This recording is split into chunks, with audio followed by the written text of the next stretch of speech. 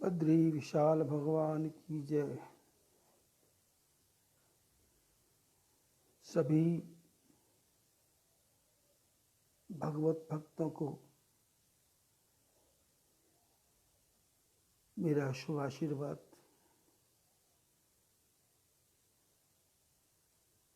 आज 14 अप्रैल है।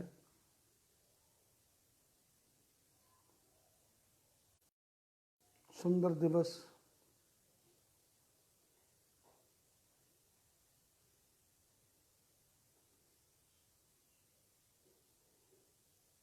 पंजाब में विशाखी मनाई जाती है।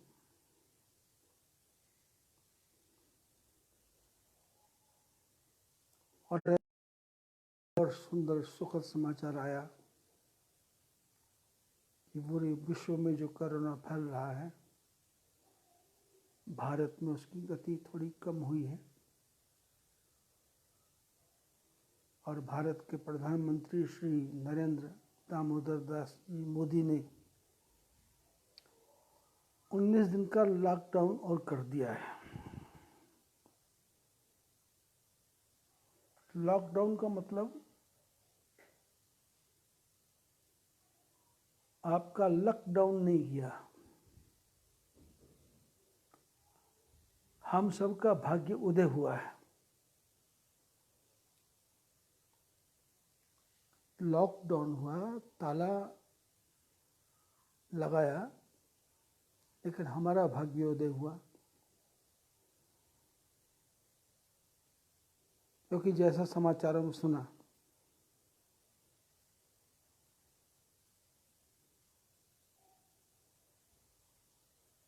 पूरे भारत में सुंदर व्यवस्था की जा रही है। प्रशासन पूरे ढंग से लगा हुआ है। और मैं भी देख रहा हूँ कि सारे भारत के लोग अपने अपने घरों के अंदर बैठे हैं।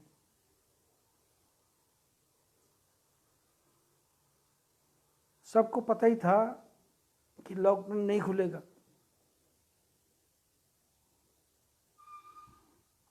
अब नहीं खुला है तो कोई बात नहीं, हम भगवान की याद और करेंगे, परमात्मा का स्मरण और करेंगे, भगवान का स्मरण और करेंगे। हमें और मौका मिला, थोड़ा प्रकृति को देखेंगे, संसार को देखेंगे। गर्मी का मौसम आ गया, खुले आकाश के नीचे छत के ऊपर खाट डाल के बैठेंगे। आसमान में सुंदर तारे दिखाई देंगे, साफ आसमान दिखाई देगा।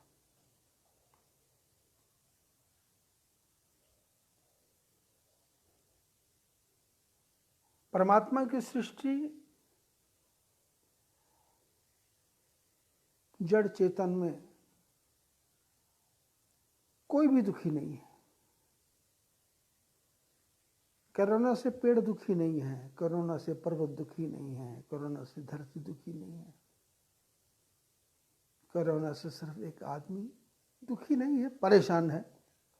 वो भी इसलिए कि कहीं मैं मर न जाऊं।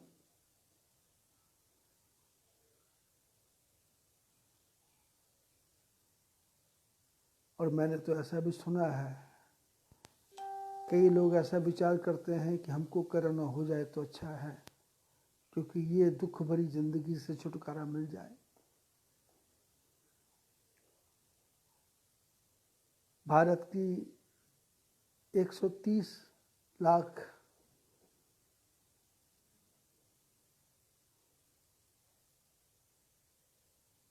एक अरब 30 करोड़ जनता में से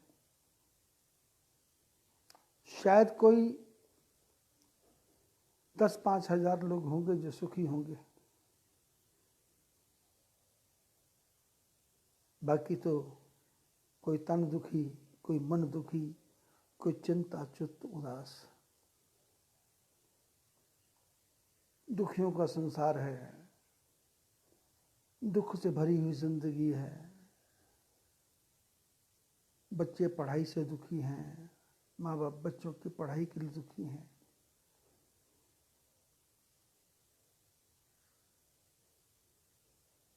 पति पत्नी का कहना नहीं मानता, और पत्नी पति के कहने के अनुसार नहीं चलती।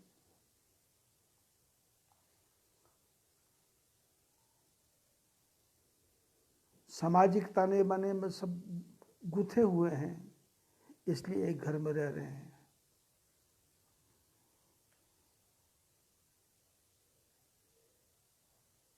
लेकिन मैं चाहता हूं इस कचरे में, इस गंदगी में फूल खिलाए जाएं।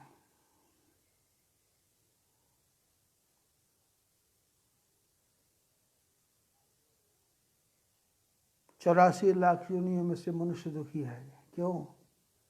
क्योंकि इसने अपनी इच्छाएं बहुत ज़्यादा पैदा कर ली, इसकी अपेक्षाएं बहुत ज़्यादा हैं, इसकी कामनाएं बहुत ज़्यादा हैं। भगवत गीता में लिखा है कामना छोड़ो, पर साथ में लिखा कामना छोड़ो। प्राण जाए मगर नाम भूलो नहीं, दुख में तड़पो नहीं, सुख में फूलो नहीं। प्रेम भक्ति की आंसू बहाते चलो, कृष्ण गोविंद गोपाल गाते चलो। याद आएगी प्रभु को कभी ना कभी, भक्त पाएगा प्रभु को कभी ना कभी। ऐसा विश्वास मन में जमाते चलो, कृष्ण गोविंद गोपाल गाते चलो।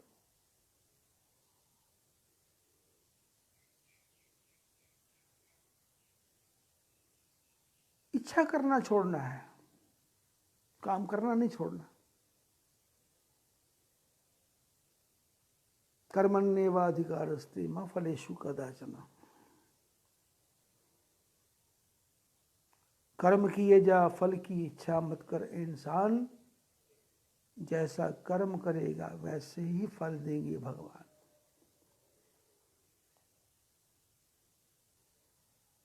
आप कर्म करो, फल की इच्छा तो परमात्मा देने वाले।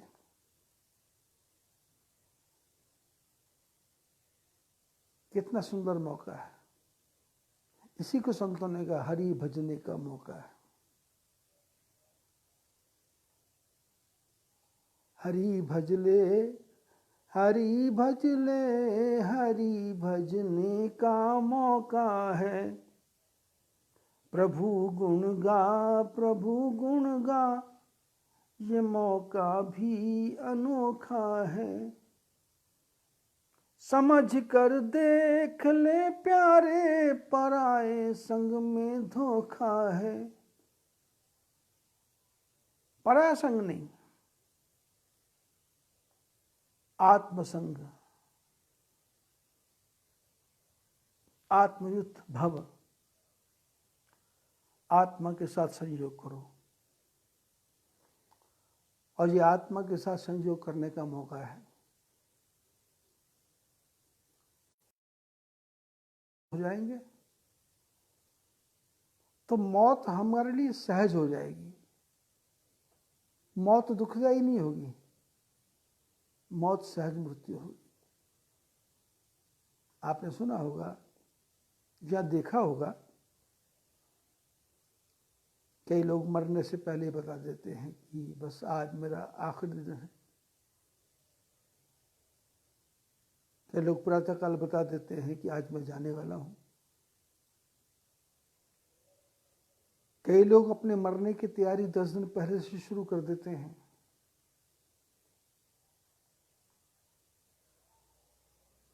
क्योंकि उनको मौत से डर नहीं है, उनको पता है मौत की बात बूंद समानी समुद्र में,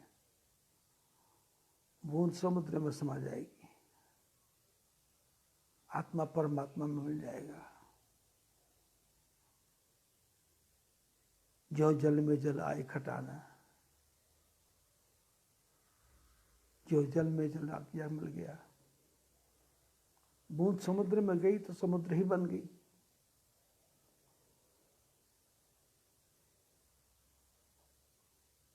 और कैसा सुंदर सुंदर सुअवसर मिला। घर बैठे खाना मिलेगा, घर बैठे भोजन मिलेगा। बस इतना ही है कि पहले जब हम बाहर सड़क पर जाकर के फालतू पट्टियों पे घूमते थे, चौराहों पे बैठते थे, पीपल की छाया के नीचे बैठ जाते थे, ताश खेलने बैठ जाते थे, गप्पे मारने बैठ जाते थे,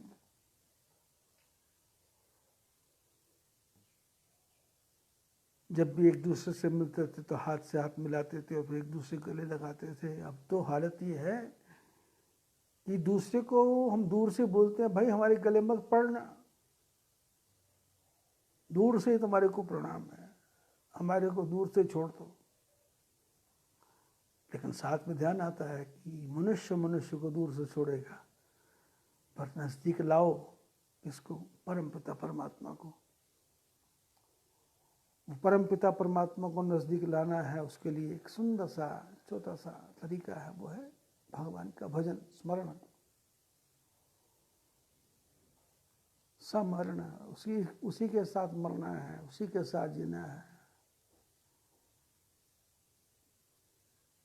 संतों ने गाया, तन भी तेरा मन भी तेरा, तेरा पिंड प्राण, सब कुछ तेरा पर तू है मेरा, ये दादू का ज्ञान। तन भी भगवान को अर्पण, मन भी भगवान को अर्पण, और समय भी भगवान को अर्पण। और कुछ चारा भी तो नहीं है, और कुछ दिखता भी तो नहीं है।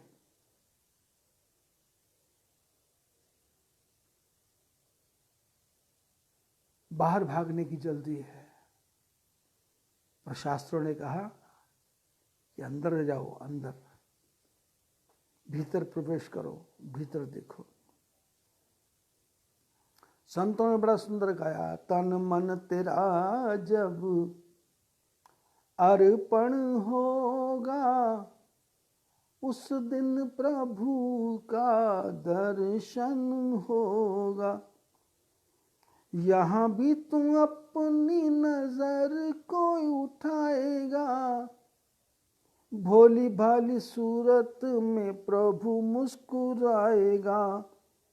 साफ आँखों का दर्पण होगा, साफ आँखों का दर्पण होगा, उस दिन प्रभु का दर्शन होगा। तन मन तेरा जब अर्पण होगा, उस दिन प्रभु का दर्शन होगा।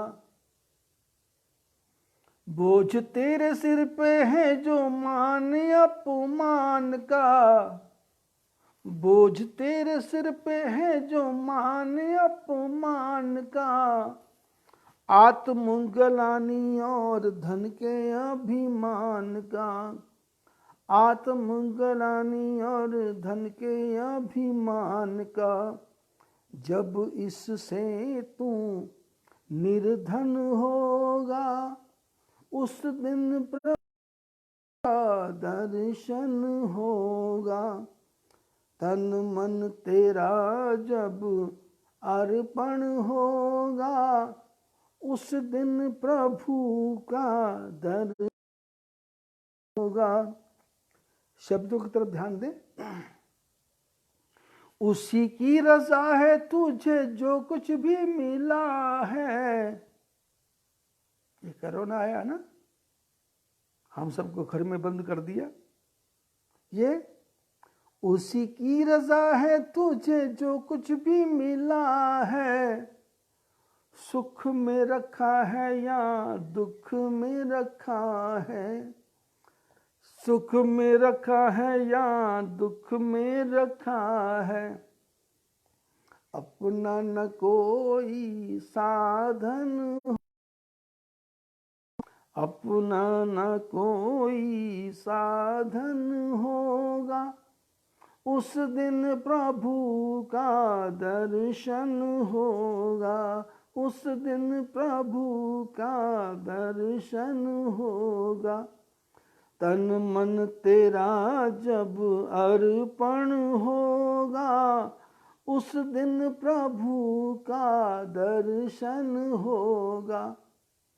आत्मा से माया की परत हट जाएगी, आत्मा से माया की परत हट जाएगी, प्यारे तेरी उसी दिन 84 कट जाएगी, प्यारे तेरी उसी दिन 84 कट जाएगी।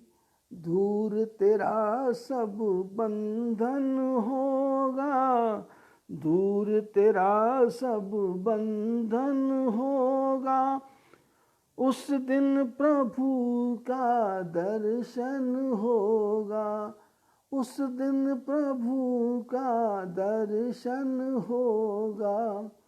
तन मन तेरा जब अर्पण होगा, उस दिन प्रभु का दर्शन होगा। तन भी अर्पण करना है और मन भी अर्पण करना है, क्योंकि तन परमात्मा का दिया है और मन परमात्मा का दिया है।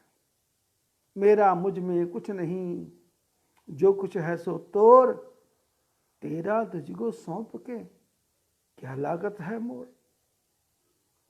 यदि आप लोगों ने ध्यान से श्रीमद् भागवत की कथा सुनी हो या ध्यान से श्रीमद् भागवत पढ़ा हो या ध्यान से महाभारत पढ़ा हो, तो आपने ध्यान से सुना होगा, ध्यान दिया होगा कि पूरे भागवत में एक ही बात लिखी है कि कुंती ने अपने सारे परिवार को भगवान कृष्ण के चरणों में अर्पण कर दिया, समर्पण कर दिया। भगवान कृष्ण कुंती को बुआ बोलते थे, बुआ भतीजे का नाता था, और ऐसा नाता कि 24 घंटे परमात्मा कुंती के बच्चों के बारे में सोचते रहते हैं।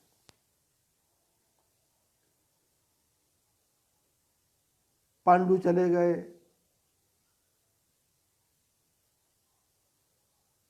कुंती अकेली रह गई।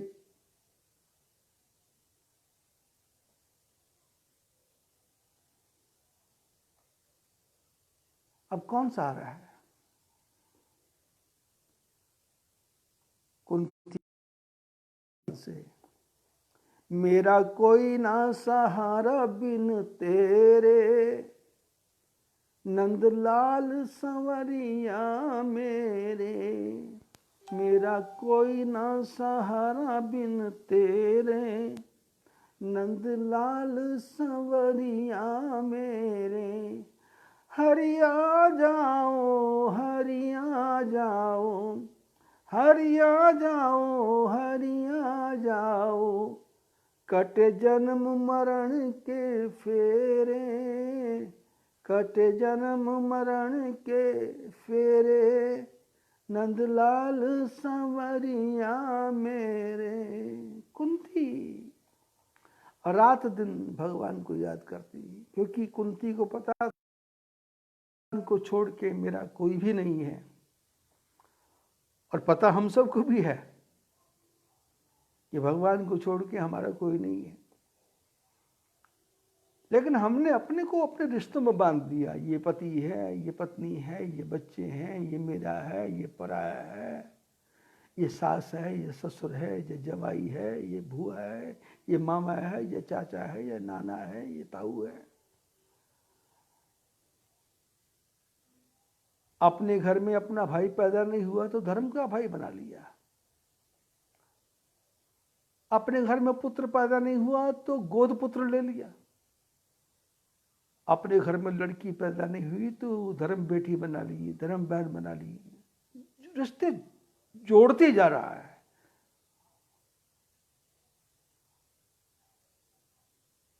और कोई भी बड़ी आदमी मिलता है तो उसको फ्रेंड बनाता है, ये मेरा मित्र है। गरीब को कोई नहीं बनाता, बदसूरत को कोई नहीं बनाता लंगड़े को कोई नहीं बनाता, अंधे को कोई नहीं बनाता, एक आंख वाले को कोई नहीं बनाता, वाले को कोई नहीं बनाता, सुंदर को सब बनाते। चेहरा सुंदर होना चाहिए, बोलने का तरीका बढ़िया होना चाहिए, और झूठ पे झूठ ज़्यादा बोल न जाने, उसको हम अपना दोस्त बनाते हैं और मित्र बना लेते हैं। जो ठगी में चालाक हो, जो बदमाशी में चालाक हो, जो दूसरों को लूटने में चालाक हो, जो छल कपट प्रपंच करना जानता हो, जो दुनिया के सारे गंदे धंधे जानता हो,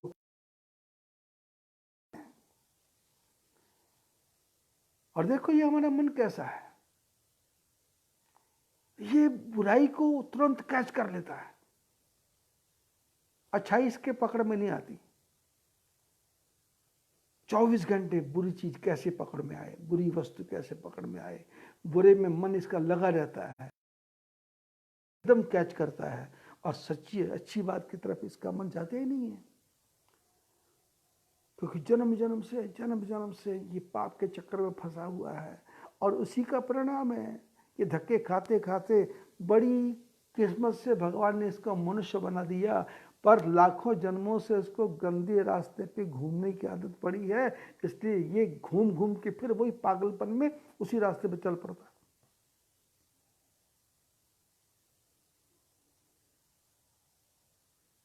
आदमी कितना भी सुंदर हो, पर मन के अंदर चोर बैठा है। किसी के घर जाएगा, बढ़िया मकान देखेगा तो आंखों में मकान का दृश्य दिखाई देता है, मकान कितना सुंदर, ऐसा मेरा होता तो कितना अच्छा था, ये मेरा बनता तो कितना अच्छा था, ये पंखा कितना अच्छा है, ये लाइट कितनी अच्छी है, ये एसी कितना अच्छा है, ये मेरे यहाँ लगता तो क्या था। भूल जाता पुराने दिन, सुख में ये सब कुछ भूल जाता है। जब शुरू शुरू में ट्रेन में बैठता था तो टिकट नहीं होती थी, ट्रेन में बैठता था और चलता था, रास्ते पर चिंता रहती थी, वो टिकट चेक करने वाला आएगा, टिकट एग्जामिनर आएगा, टीटीई आएगा, डिब्बे बदलता था, कभी कभी टिकट ले लेता था। पूरी गाड़ी में जगह नहीं होती थी तो यहाँ लैट्रिन बाथरूम होता है, उसके पास जाके बिस्तर डाल के रात को सो जाया करता था, नींद बहुत बढ़िया आती थी। रात को लोग इसके ऊपर से लैट्रिन बाथरूम जाते, पर इसको किसी बात की परवाह नहीं थी, क्योंकि इसको आत्माभिमान नहीं था, अहंकार नहीं था। पैसा आया, फिर तो रिजर्वेशन टिकट चाहिए, फिर रिजर्वेशन टिकट मिला तो किसी ने कहा कि 3 टायर एसी, फिर रिजर्वेशन वाले नहीं, फिर तो 3 टायर एसी, फिर बोले 2 टायर, बोले नहीं नहीं नहीं, बोले फर्स्ट क्लास, बोले नहीं नहीं नहीं, बोले हवाई जहाज, बोले नहीं नहीं, बोले प्लेन, बोले नहीं नहीं नहीं, पानी का जहाज।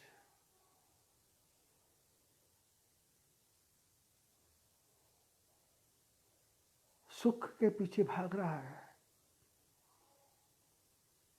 और जो जो सुख मिल जाते हो तो परमात्मा को छोड़ता जा रहा है।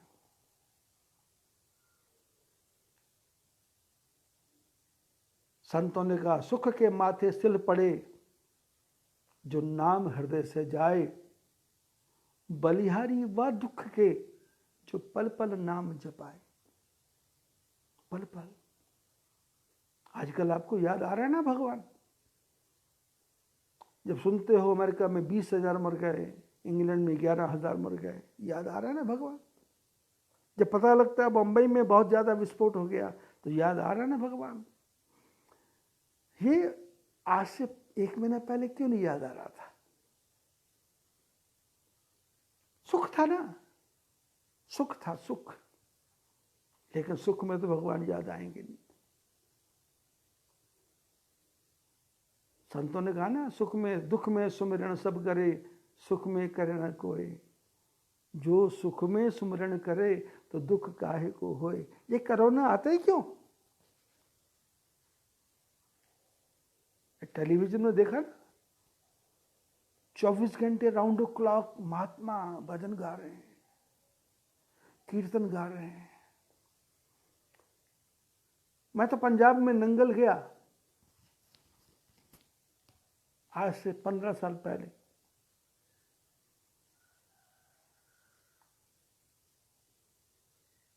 तो जिस कमरे में रह रहा था उस कमरे के पीछे क्वार्टर था, उस क्वार्टर में से सारा दिन भागवत की बातें सुनता, सत्संग की बातें सुनता। तो एक दिन मैंने घर वालों से पूछा, भाई, क्योंकि मैं यहाँ रहता हूँ, वहाँ मैं ज़्यादा टीवी चलने देता नहीं, लोगों को प्रेरणा देता हूँ कि भाई भजन करो, छोड़ो, बच्चों को तरफ ध्यान दो, बच्चों को आगे बढ़ाओ, बच्चों को ज्ञान दो, बच्चों को सत्संग की बात करो।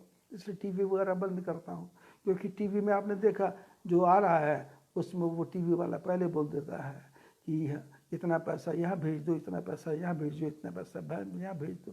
क्योंकि मैं ये टीवी चैनल वाले हैं, इनके घरों में जाकर रहा हूँ, तो वो सब मेरे को बताते हैं कि सब हमारा आपस में घाल मेल है, हम सब आपस में मिले हुए हैं। हम ही खुद ही पंडित बन जाते हैं, खुद ही ज्ञानी बन जाते हैं, खुद ही साधु बन जाते हैं, खुद ही ज्योतिषी बन जाते हैं, खुद ही राशिफल बता देते हैं, और होना जाना कुछ नहीं है, क्योंकि हमको टाइम पास करना है। तो मैं जिस घर में रुका था उनके घर वालों से पूछा, मैंने कहा ये पड़ोस में सारा दिन ये टीवी चलता है, ये क्या बात है? तो उन्होंने कहा हमारे पड़ोस में 15-16 आदमी का परिवार है,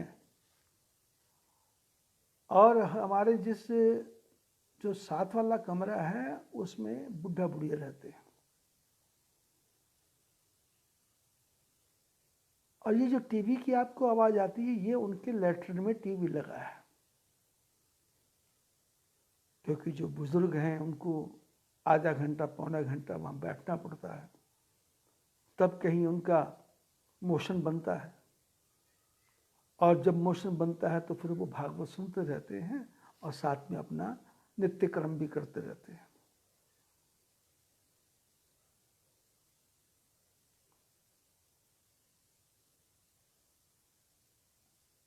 उस समय उनको भागवत की चिंता नहीं होती, उसमें उनको चिंता होती है कि लैट्रिन कैसे निकले। मैंने यहाँ पर आप भागवत सुन रहे हैं और कहाँ बैठे? खाट पे बैठे और पैर कर रखे टीवी की तरफ, और हाथ में चाय का कप पकड़ा हुआ है, समोसा खा रहे हैं, पकौड़े खा रहे हैं, सैंडविच खा रहे हैं, नूडल्स खा रहे हैं, और साथ में टीवी रामायण देख रहे हैं, भागवत सुन रहे हैं। क्या लाभ है ऐसा? क्या फायदा इससे? आजकल मैं पंजाब में घूमने गया तो हर घर में वो रात को रामायण आ रही है, दिन में रामायण आ रही है, तो टीवी किचन में लगा हुआ है।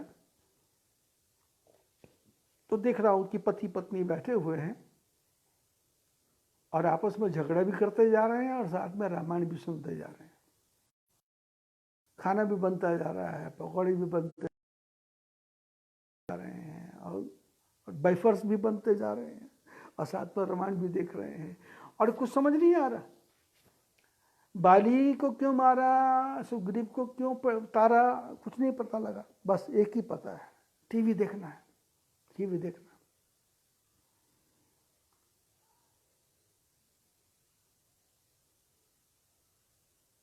ये टीवी के ऊपर जो आप देख रहे हैं सब लोलुप एक लालसा है मन में, हमारा दुनिया को पता लगे। अरे दुनिया को नहीं पता लगे, तुम्हारी को पता लगे।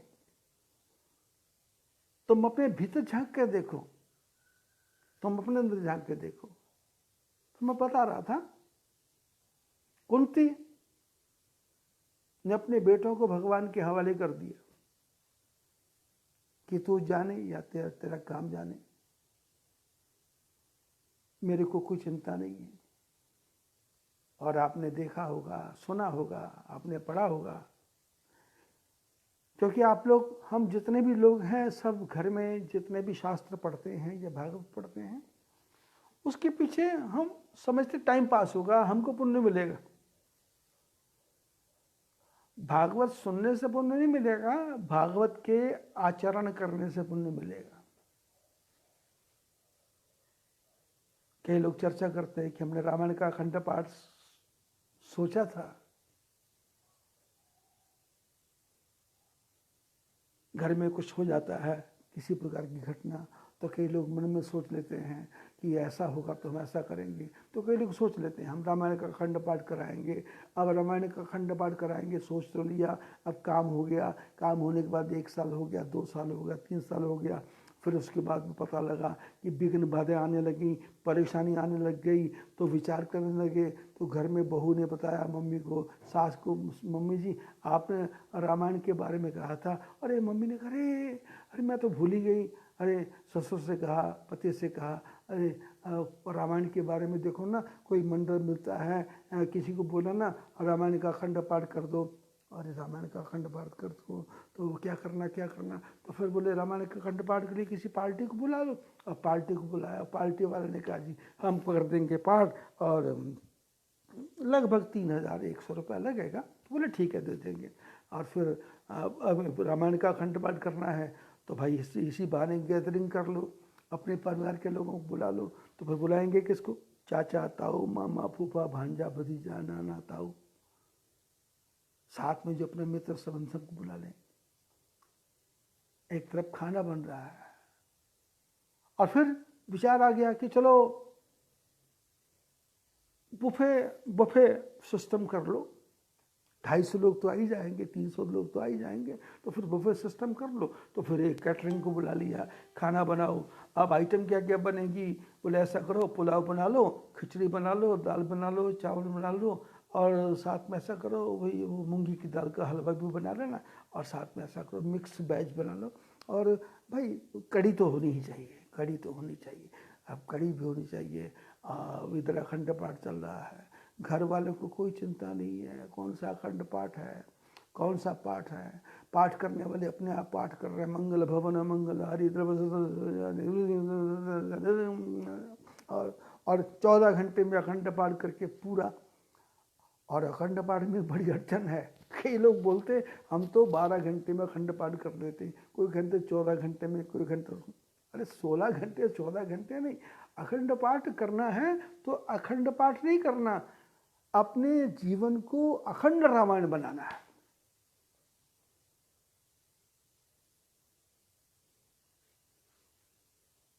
मैंने देखा परिवारों में जाकर के लोग क्या करते हैं, ज़्यादा हमारे राजस्थान की तरफ, हरियाणा की तरफ जो परिवार हैं उनमें एक नियम है कि कोई भी घटना हो तो वो सवामणि करते हैं।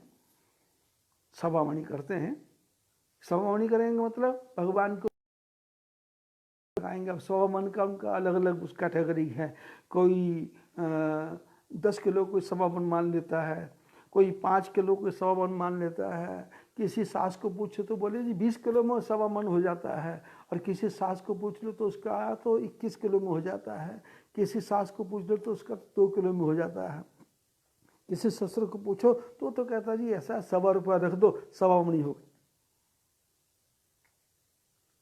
1.25 मणि करने से कोई कष्ट नहीं है, लेकिन जब हम 1.25 मणि करते हैं तो 1.25 मन का अर्थ है 40 किलो, 40 शेर और 15 शेर, 55 शेर, 40 और 10 50 शेर, 50 शेर सामान बनेगा। जो भी सामान बनेगा 50 शेर बनेगा। वो सामान जब बनेगा उसका भगवान को भोग लगेगा, और जो भगवान को भोग लगेगा तो वो भोग हमारे घर में नहीं आएगा। वो भोग कहाँ जाएगा, वो गरीबों की बस्ती में जाएगा, वो कुष्ठ आश्रम में जाएगा, वो अंध आश्रम में जाएगा, वो गरीबों के घरों में जाएगा। वो सारा जितना भी 50 शेर हैं वो भोजन उनके घरों में पहुंचेगा और सबको बांट के देंगे। जब वो खाएंगे तो उनका आशीर्वाद मिलेगा, तो उसको 1.25 मणि बोलते हैं। यदि आपने 1.25 मणि की और 1.25 मणि करने के बाद में सारा भोजन खुद ही कर लिया तो आपने अपना पाप खुद ही खा लिया, अब पुण्य नहीं आएगा। हाँ, तो मेरे से चर्चा करते ना कि हमारे ऊपर पितरों को दोष है क्या, तो कुछ बोलता नहीं, लेकिन मन में सोचता हूं कि तुम्हारे ऊपर तो सारे दोष है। तुम्हारे ऊपर सारे दोष हैं, क्योंकि तुमने भगवान का प्रसाद भी खुद ही खा लिया, पितरों का माल भी खुद ही खा लिया, भाई का माल भी खुद ही खा लिया, माँ का माल खुद खा लिया, बाप का माल खुद खा लिया। तुमने दूसरे को दिया क्या है? रात दिन तुम्हारे दिमाग में एक ही बात चलती है कि किस प्रकार से मैं दूसरे का लेके आऊं, दूसरे का हड़प लूं, दूसरे का खींच लूं, दूसरे को बुला लूं। मैं पंजाब में रहा करता था, उन्होंने 1975 में हनुमान जी का मंदिर बनाया। जलियांवाला बाग से जब हम आएंगे कोतवाली की तरफ, तो वहां पर धर्म सिंह मार्केट है, सामने केसरी बाग है। केसरी बाग के थोड़ा सा ऑपोजिट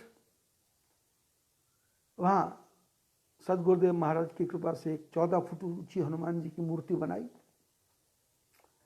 1975 में उसकी प्रतिष्ठा पंडित लक्ष्मी नारायण जी ने की, जो उस समय आलू वाले थे। अब नया नया हनुमान जी का मंदिर बना, 14 फुट ऊंची हनुमान जी की मूर्ति, भव्य मूर्ति।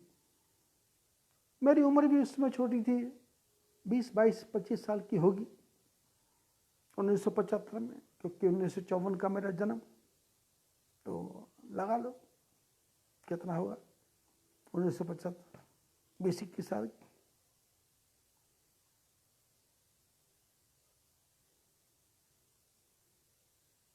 तो गुरुदेव ने कहा कि तू ही मंदिर देख।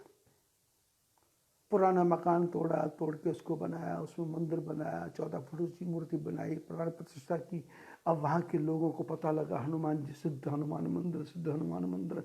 अब लोग आते और मंगलवार के दिन, शनिवार के दिन लोग भाग के आते। कोई बदाना लेके आता, कोई बूंदी लेके आता, कोई गुलाब जामुन लेके आता, कोई बर्फी लेके आता, कोई रसगुल्ले लेके आता, कोई राजभोग लेके आता, दुनिया भर का सामान। अब बात है तो हनुमान जी को भोग लगाना है, तो भोग लगाने के लिए मैं तो अब वहाँ रहते रहते लोगों से परिचय भी हो गया, उम्र भी छोटी थी, तो मंदिर बड़ा था, पर्दा बड़ा, पर्दा बंद करते। अब जब पर्दा बंद करते तो जिसका भी लिफाफा आता उसमें से कई लोग मेरे को इशारा करते, तो मैं पीछे घूम के देखता, क्या बात, तो बोलता, इशारा करता, ये लिफाफा मेरा है, ये डिब्बा मेरा है, मतलब इसमें से ज़्यादा नहीं निकालना। इशारा मतलब इससे ज़्यादा नहीं निकालना। तो मैं क्या करता, जो मेरे को इशारा करता मैं उसमें ज़्यादा निकाल के डाल देता, और जब डिब्बा उसको देता तो डिब्बा आधे से ज़्यादा खाली, तो वो भड़क जाता, ये क्या किया महाराज, लूट मर बचा रखी है क्या। तो मैं अंदर से बूंदी बूंदी मिला के और डाल देता, डिब्बा भर देता, जाने देता। ऐसे लोगों से बातें होती तो मैं पूछता, भाई ये कल आप आए थे और आपने रसगुल्ले का भोग लगाया था और मैंने गलती से वो ज़्यादा निकाल दिया था, आप गुस्सा हो गए थे, क्यों?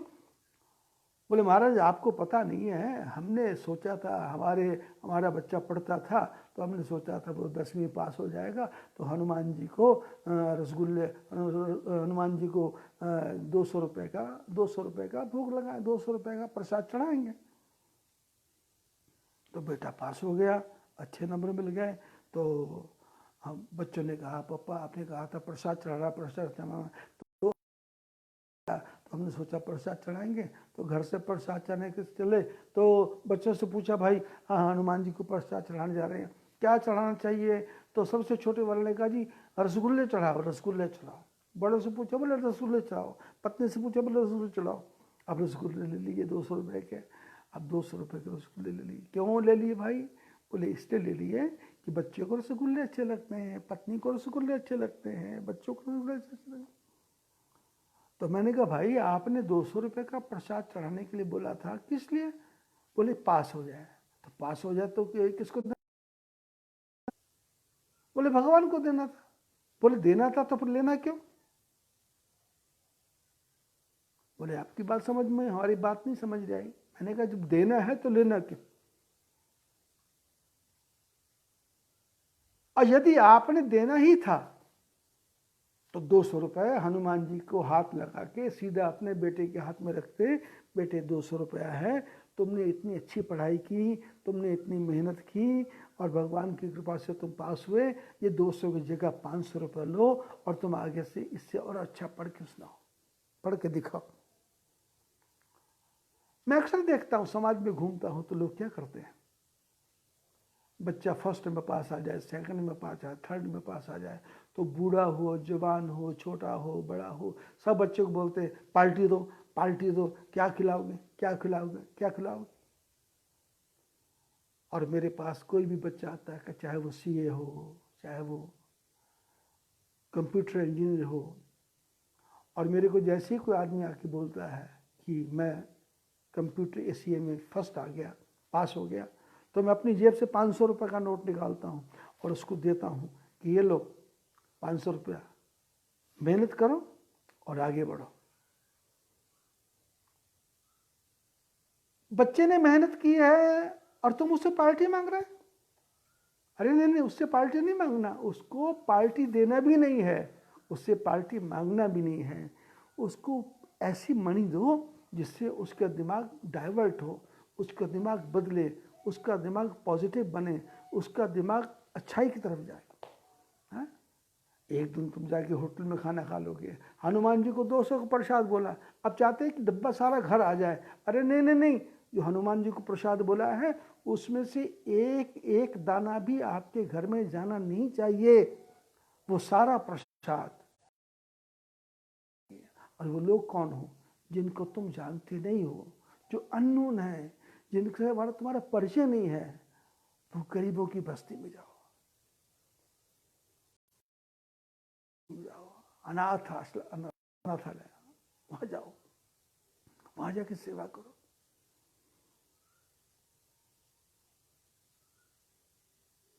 भगवान की भक्ति करना है। हमने तो क्या किया, हमने तो 24 घंटे भगवान से अपने सुख मांगा, मेरे को सुख मिले, मेरे बेटे को नौकरी मिले, मेरे भाई को नौकरी मिले, मेरे जवाई को नौकरी मिले, मेरे चाचा को, मेरे को मिले, दूसरे को ना मिल जाए, दूसरे की तरफ ध्यान नहीं है।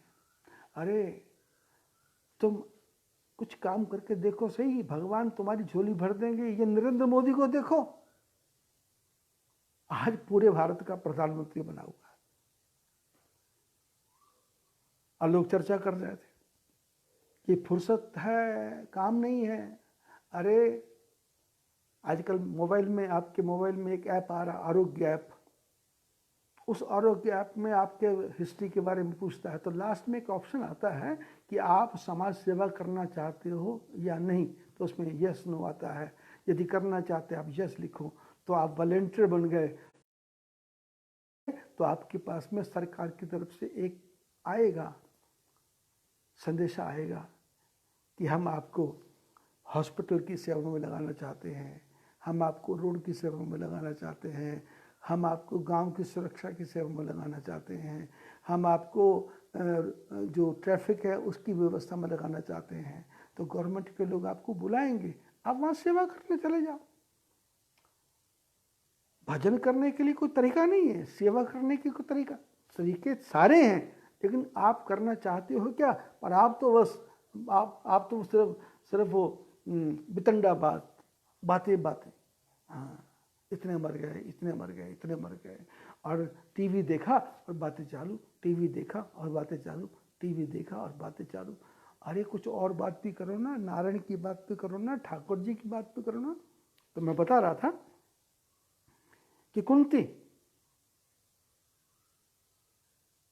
कुंती ने अपने सारे बेटे भगवान को अर्पण कर दिए, और अर्पण करते समय कहा तन भी तेरा, मन भी तेरा। तन भी अर्पण कर दिया, मन भी अर्पण कर दिया। और भगवान ने क्या किया? आपने महाभारत पढ़ा, ध्यान से पढ़ा क्या? यदि पढ़ा है तो आपको पता होना चाहिए, बचपन में भीमसेन को दुर्योधन ने जहर के लड्डू खिला दिए, भगवान ने भीमसेन को बचा लिया। बाकी बातें कल